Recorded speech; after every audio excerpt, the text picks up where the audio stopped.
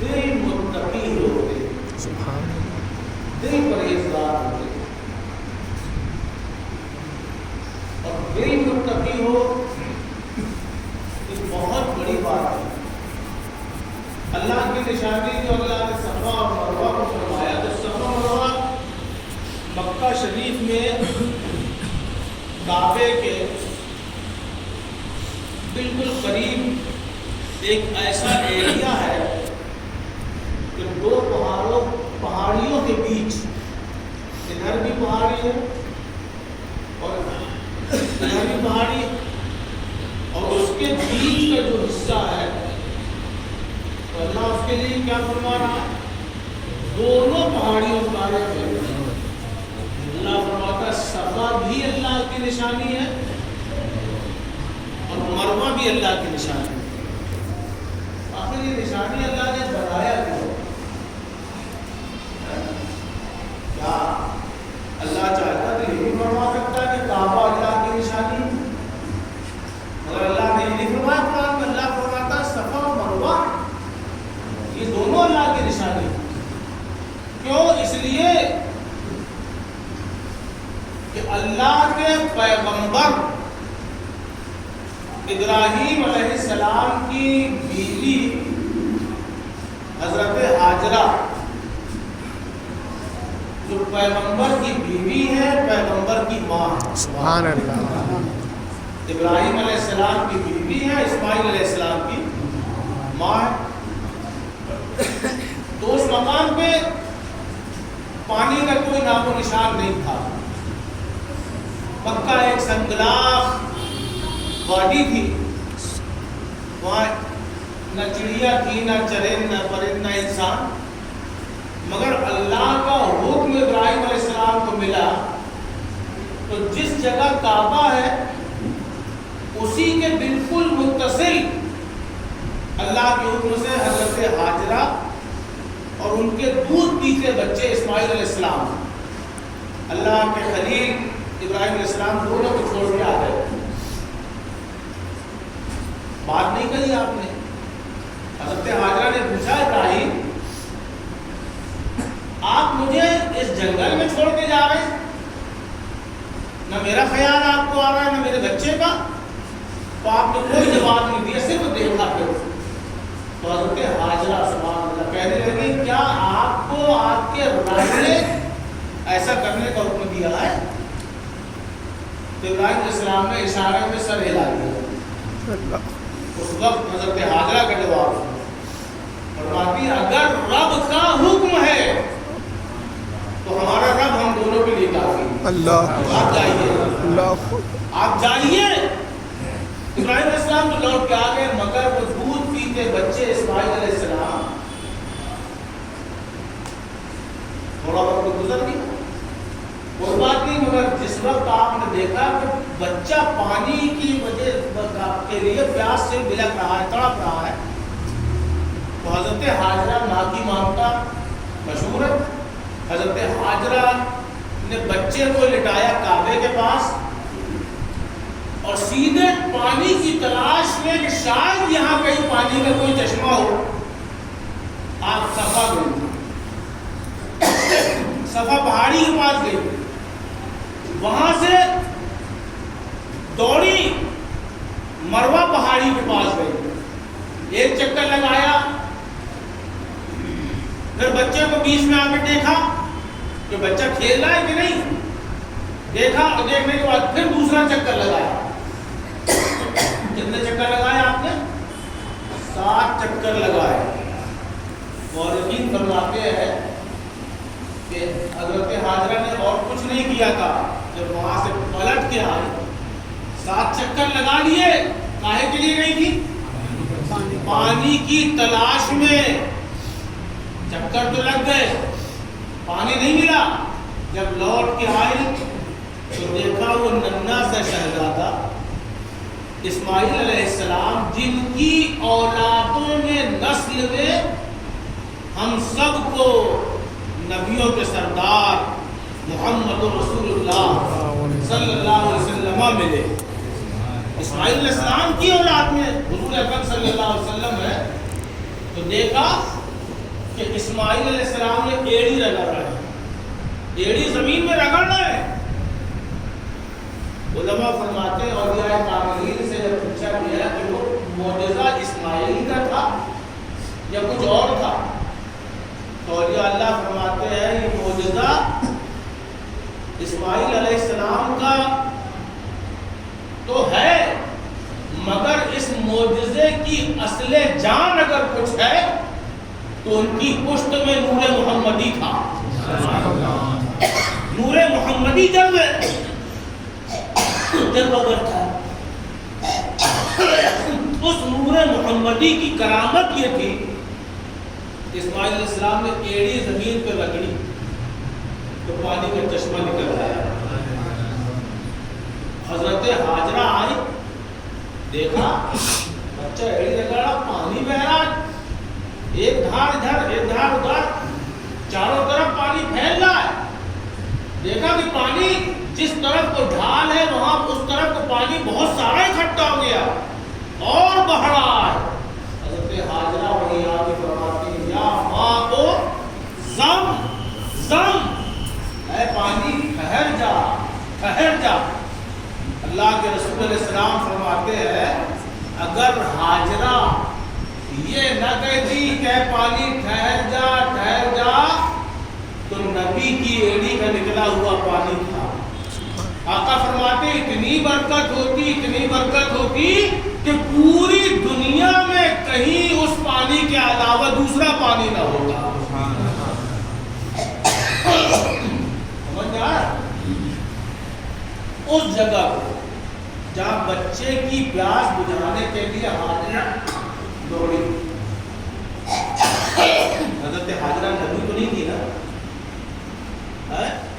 نبی تو نہیں تھی، نبی کی بیوی بھی تھی، نبی کی ماں بھی تھی، مگر ولیہ کاملہ تھی، اللہ کی ولیہ تھی۔ قرآن کیا کہہ رہا ہے؟ قرآن کہہ رہا ہے ان الصفا والمروہ من شعائر اللہ۔ صفا اور مروہ یہ کیا ہے؟ یہ اللہ کی نشانیوں میں سے ایک نشانی ہے۔ مفسرین اس کی تفسیر فرماتے ہوئے بتاتے ہیں کہ اللہ کی نشانی صفا و مروہ پہلے نہیں تھا، مگر جس دن سے ہاجرہ کے قدم پڑے اس ایریے میں اللہ کی ولیہ نے جب قدم رکھے تو جہاں جہاں قدم رکھے جس حصے میں قدم رکھے اللہ نے اسے اپنی نشانی بتا دی۔ آپ غور کیجیے، ابراہیم پیغمبر کی امت کے ولیہ کا جب یہ حال ہے تو سارے نبیوں کے سردار محمد رسول اللہ کی امت کے ولیوں کا عالم کیا ہوگا؟ کیا بات! سبحان اللہ! اللہ کے ایسے دیوانے نہیں ہے۔ قرآن بتا رہا ہے کہ جہاں پر ولی کا قدم پڑے وہ خدا کی نشانی، اور جس مزار میں اللہ کا سر سے لے کے پیر تک ولی لیٹا ہوا ہو وہ اللہ کی نشانی نہیں ہوگا، اللہ کی نشانی نہیں ہوگا۔ اسی لیے ہم بزرگان دین کی عزت کرتے، تعظیم کرتے، کیونکہ ہم جانتے ہیں کہ یہ شاعر اللہ میں سے ان کے آستانے۔ اور خالی یہ نہیں کہ اللہ نے کہا کہ شاعر اللہ ہے، اللہ کی نشانی ہے، اتنا کہیں کہ رب خاموش ہو گیا، نہیں۔ اللہ آگے فرماتا ہے دوسری آیت میں وَمَن يُعَظِّمْ شَاعِرَ اللَّهِ، جو اللہ کی نشانیوں کی تعظیم کرتے ہیں، عزت کرتے ہیں، فَإِنَّهَا مِن تَقْوَى الْقُلُوبِ، یہ دلوں کی پرہیزگاری ہے۔ وہ لوگ دل کے پرہیزگار ہیں، وہ لوگ دل کے متقی ہیں، اسی لیے اولیاء اللہ کی تعظیم کی جاتی ہے۔ اولیاء کی تعظیم اسی لیے کی جاتی ہے۔ اور صاحب اولیاء کی بارگاہ میں بہت سے لوگ کہتے نہیں جاؤ، مت مانو کسی کی۔ آپ حدیث و قرآن دیکھیے، قرآن سے میں نے آپ کو بتایا یہ اللہ کی نشانی ہے، اب حدیث میں آگے دیکھیے جو عرس ہوتے ہیں بزرگان دین کے، کوئی کپڑے کی چادر پیش کر رہا ہے، کوئی پھولوں کی چادر پیش کر رہا ہے، کوئی پھول پیش کر رہا ہے، کیا فائدہ ہے اس کا؟ اللہ کے نبی علیہ السلام نے جب حضور کا وصال مبارک ہونے والا تھا تو آپ نے اپنے 2 صحابیوں کو بلایا، کون؟ حضرت عمر اور حضرت علی۔ کیا مرتبہ ہے دونوں کا؟ حضرت عمر کے لیے حضور فرماتے ہیں کہ لو کانا نبیم بعدی لکانا عمر، اگر میرے بعد نبوت کا دروازہ کھلا ہوتا تو عمر نبی ہوتے۔ کتنا بڑا درجہ! مولائے کائنات کے بارے میں حضور کیا فرماتے ہیں؟ سرکار فرماتے ہیں من کنت مولا فعلی مولا، جس کا آقا میں اس کے آقا علی۔ سبحان اللہ! کتنے بڑے بڑے مرتبے والے! بولو کیا ضرورت تھی ان کو ولیوں کے پاس جانے کی؟ کیا ضرورت تھی؟ یہ تو خود اتنے بڑے مرتبے والے صحابی رسول، صحابی رسول ایک مرتبہ، اور سرکار کی حدیثوں سے ان کے مرتبے بہت بلند ہیں۔ ولیوں کے پاس جانے کی کوئی ضرورت تو نہیں تھی بظاہر، یہ تو خود ولیوں سے بڑے، مگر اللہ کے نبی علیہ السلام نے بلایا، فرمایا عمر علی قریب آؤ۔ دونوں قریب آئے۔ اللہ کے نبی جو کرتا مبارک پہنے ہوئے تھے آپ نے اتارا، اور اتار کے فرمایا کہ لو علی عمر اس کو لے لو۔ دونوں نے آگے بڑھ کے یا رسول اللہ کس کے لیے؟ کون خوش نصیب کے لیے؟ آقا فرماتے یمن چلے جانا۔ کہاں چلے جانا؟ مدینے سے یمن بہت لمبا راستہ ہے۔ آج لوگ کہتے ہیں ولیوں کے پاس جانا شرک ہے، دیکھو مصطفیٰ کی زندگی میں کیا ہوا۔ آقا علیہ السلام فرماتے ہیں یمن چلے جانا۔ انہوں نے عرض کیا رسول اللہ یمن میں کیا خاص بات ہے؟ آقا فرماتے ہیں یمن میں میرا ایک عاشق رہتا ہے۔ سبحان اللہ! سبحان اللہ! سبحان اللہ! یمن میں کون رہتا ہے؟ میرا ایک عاشق رہتا ہے۔ پتہ چلا کہ آقا علیہ السلام دنیا میں جہاں پر بھی ان کا کوئی عاشق ہوتا ہے ہمارے نبی اسے پہچانتے ہیں، خالی اسے نہیں پہچانتے۔ آقا فرماتے ہیں علی عمر سنو، عاشق تو رہتا ہے اور اس کا نام بھی سن لو۔ سبحان اللہ! نام بھی سن لو۔ پوچھا کیا نام ہے یا رسول اللہ؟ آقا فرماتے ہیں یقال لہو اویس، اسے اویس کہتے ہیں۔ اویس قرنی رضی اللہ تعالیٰ، اللہ کے نبی نے بھیجا کرتا لے جاؤ اور جب اویس سے ملاقات ہو تو میرا سلام کہہ دینا۔ کیا قسمت ہے عاشق کی! عشق والوں کی قسمت نرالی ہوتی ہے۔ یہ وہ محبوب خدا ہے، سارا عالم انہیں سلام کرتا ہے، سارا عالم۔ مولا علی فرماتے ہیں کہ میں نبی کے ساتھ ساتھ جاتا تھا تو بڑی باریک باریک آواز آتی تھی، الصلاۃ والسلام علیک یا رسول اللہ، الصلاۃ والسلام علیک یا رسول اللہ۔ میں نے عرض کیا یا رسول اللہ سلام کی آواز آ رہی ہے، صلاۃ والسلام کی، پڑھنے والا نظر نہیں آ رہا۔ میرے آقا فرماتے ہیں علی سامنے وہ پہاڑی دکھ رہی ہے؟ ہاں یا رسول اللہ دکھ رہی ہے۔ اس پہاڑی کے اوپر ایک بھورا بھورا پتھر دکھ رہا چھوٹا سا؟ ہاں یا رسول اللہ دکھ رہا ہے۔ فرماتے وہی مجھے سلام بھیج رہا ہے۔ سلام بھیجو تو رسول اللہ کی بارگاہ میں سلام بھیجو، یہ نبی سے پہچان بڑھانے کا ذریعہ۔ نبی پہچانیں گے کس کو سلام بھیج رہے ہیں رسول اللہ؟ اویس کو میرا سلام کر دے۔ شجر حجر انسان جنات فرشتے سب سلام بھیج رہے ہیں مصطفیٰ پر، اور خود کائنات بنانے والا خدا وہ رات دن اپنے محبوب پہ سلام بھیج رہا ہے، اور محبوب کس نے سلام بھیج رہا ہے؟ اپنے عاشق پر۔ عشق والے بڑے نصیب والے ہوتے ہیں، جو عشق والے ہوتے ہیں بڑے نصیب والے ہوتے ہیں۔ عاشق بنو، نبی تمہارا نام بھی پہچان دے، نبی تمہیں بھی پہچانے گے۔ یا رسول اللہ پھر عاشق سے کیا کہنا؟ آقا فرماتے اسے میرا سلام کہہ دینا، اور کہہ دینا یہ میرا پیرہن ہے، میرا کرتا ہے، اسے پہن کے میری امت کی بخشش کی دعا کرے۔ سبحان اللہ! سبحان اللہ! کیا رسول اللہ صلی اللہ علیہ وسلم امت کے لیے کافی نہیں ہے؟ بے شک آقا علیہ السلام اگر خالی اشارہ فرما دے تو ساری امت کا بیڑا پار ہو جائے، اور ایک امت کیا اگر حضور کی امت کی طرح 1,00,000 امت بھی ہو اور حضور صرف اشارہ فرما دے سب کا بیڑا پار ہو جائے، مگر اس کے باوجود حضور کیوں بھیج رہے ہیں؟ تو ویسے کہنا اسے پہن کر میری امت کی بخشش کی دعا کرو اور میرا رب اس کی دعا سے میری امت بخشے گا. اب یہ صحابہ نے حضور کا وصال ہو گیا, انتقال ہو گیا, کیونکہ صحابہ نے حضور کے کہنے پہ ولی تک پہنچنے کا سفر کیا. آپ لوگ بڑے خوش نصیب ہیں, ولی تک پہنچ سفر کر کے آئے نا. یہ ایسی ویسی بات نہیں, سنت ہے یہ.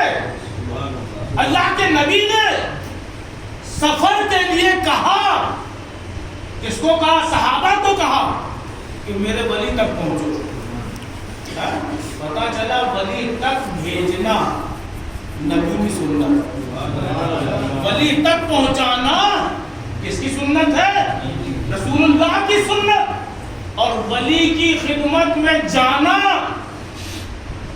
عمر فاروق اور مولا علی کی سنت, سبحان اللہ, صحابہ کی سنت. تو ہمارے تو دونوں ہاتھ گھی میں ہیں. اگر ہم خود سے سفر کریں تو بھی سنت, کوئی پہنچائے وہ بھی سنت. اللہ کے نبی کے دونوں صحابی گئے, وہ ایسے کرنی نماز پڑھ رہے, نماز پڑھتے پڑھتے جب دونوں پہنچ گئے سلام پھیرا, وہ ایسے کرنی, یہ دونوں بیٹھے ہوئے.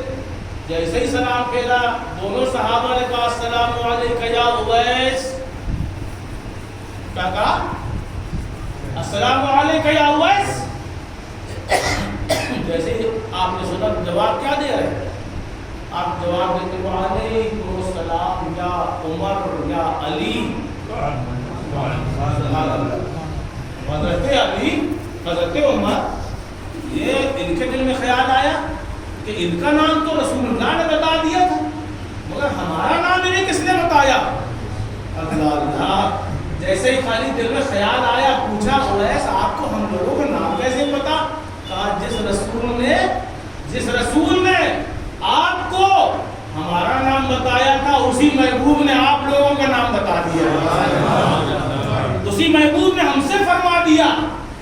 اللہ اللہ. کرتا انہوں نے دیا, کہا رسول اللہ نے سلام بھیجا ہے آپ کا. اور حضور کا نام سنا, اٹھ کے کھڑے ہو گئے, ہاتھ باندھ کے کھڑے ہو گئے. میرے آقا نے کیا فرمایا؟ ذرا بتاؤ تو میرے آقا نے کیا فرمایا, کیا فرمایا؟ وہ ایسے کرنی رضی اللہ تعالیٰ نے جیسے ہی پوچھا, حضرت علی حضرت عمر دونوں کہنے لگے رسول اللہ نے مجھے آپ کو تحفہ بھیجا ہے. کیا بھیجا ہے؟ کیا تحفہ تھا؟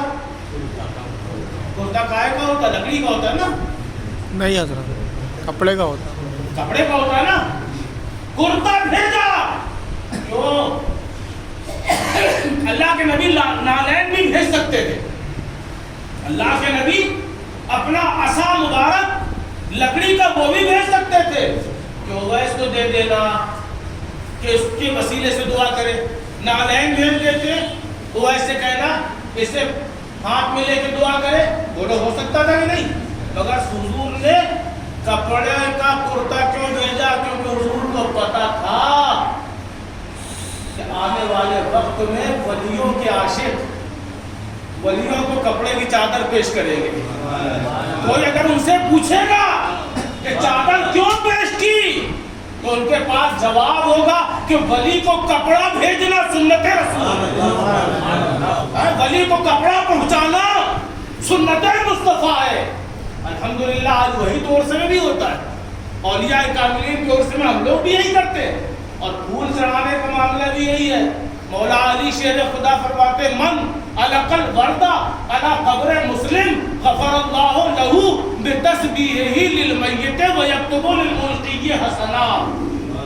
فرماتے ہیں جو کسی قبر پر پھول پیش کرتا ہے, کیا کرتا ہے؟ پھول پیش کرتا ہے. من علق الوردہ علی قبر مسلم, صاحب اسلام کی قبر میں اگر کوئی پھول پیش کرتا ہے, اللہ کے رسول حضرت علی فرماتے ہیں غفر اللہ لہو بتسبیحہ, قبر والے کو اللہ بخش دیتا ہے ان پھولوں کی تسبیح سے.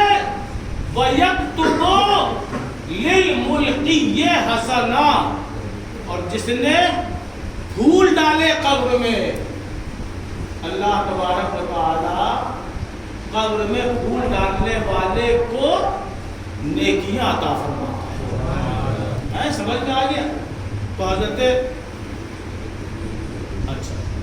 حضرت مولا علی شیر رضا اور حضرت علی نے جب کہا تو ویس کرنی نے وہ کپڑا لیا، چوما، سر پہ رکھا. حضرت علی فرماتے ہیں سر پہ تو رکھ لیا، پہننے کے لیے سرکار نے کہا اس لباس کو پہنا. اور پہننے کے بعد دعا کیا کر رہے ہیں؟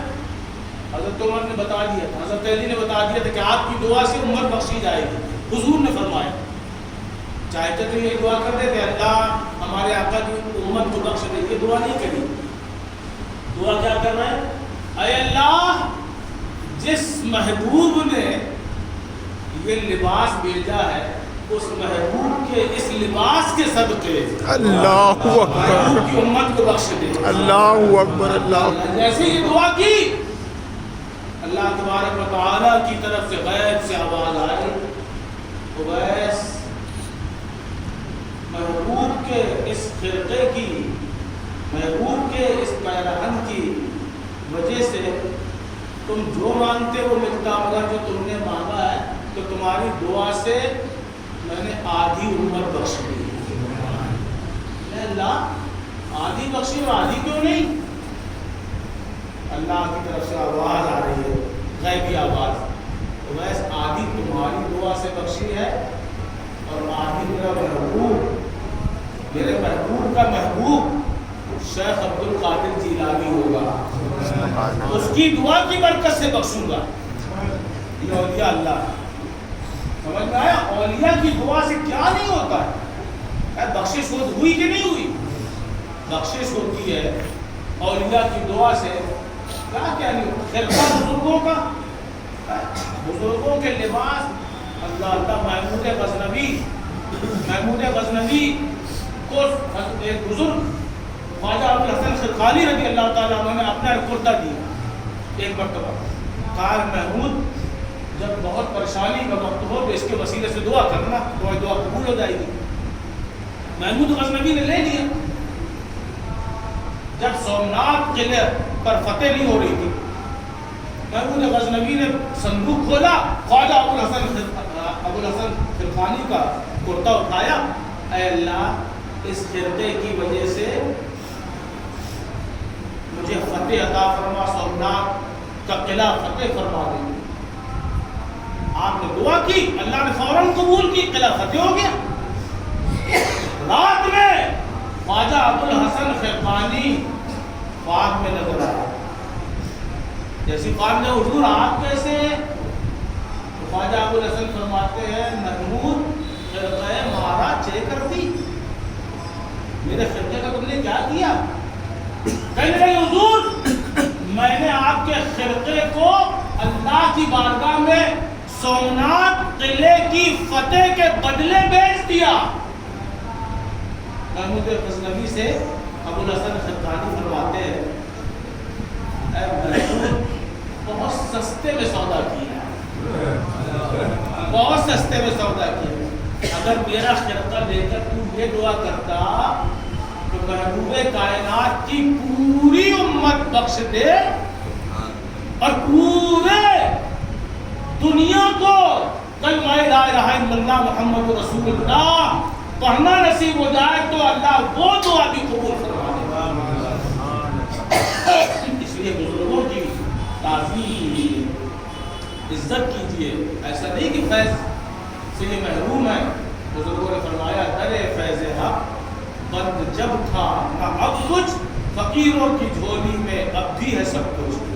فقیروں کی جھولی نہیں رہتی خالی، عقیدت سے مانگو تو ملتا ہے سب کچھ. اللہ تعالیٰ سے دعا ہے ہمیں اولیاء کاملین کا ادبدار بنا دے. اور ایک اپیل آپ کے سامنے کر رہے ہیں اخراجات مسجد کے لیے. آپ حضرات سے میری اپیل ہے کہ آپ لوگ بھی اس میں حصہ لیں بڑھ چڑھ کے. جو اس میں حصہ لینا چاہتا ہے ابھی یا جمعے کے بعد آپ لوگ ہمارے مسجد کے امام حافظ کریم صاحب سے رابطہ رکھ کر لیں، کیونکہ یہاں مساجد کے اخراجات کی ضرورت بھی بہت سی ہوتی ہیں اور تعمیرات کے بھی کچھ کام چلتے رہتے ہیں. اس لیے آپ لوگ تشریف لائے تو اللہ اور اس کے رسول کی رضا کے لیے کم سے کم دیکھیے ابھی ماشاء اللہ اشرف بھائی مسعودی راجپور انہوں نے 500 روپئے مسجد کے لیے ظاہر فرمائے. آپ لوگ جو بھی کرنا چاہیں ابھی یا نماز کے بعد